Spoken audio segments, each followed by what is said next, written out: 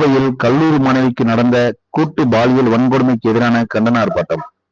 தேனி மாவட்ட ஆட்சியர் அலுவலகம் எதிரே பாஜக மகளிர் அணியினர் சார்பாக கோவையில் கல்லூரி மாணவிக்கு நடந்த கூட்டு பாலியல் வன்கொடுமைக்கு எதிரான கண்டன ஆர்ப்பாட்டம் நடைபெற்றது. இந்நிகழ்வுக்கு மாவட்ட தலைவர் ராஜபாண்டி, மகளிர் அணி தலைவர் மற்றும் நிர்வாகிகள் கலந்து கொண்டனர்.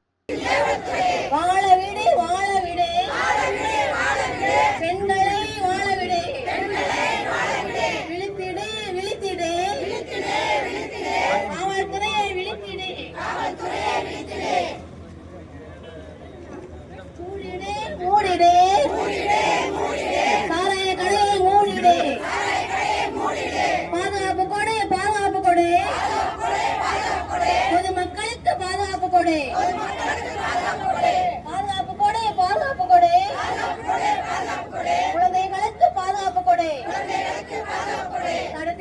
தடுத்திடு, பாலியல் குற்றங்களை தடுத்திடு.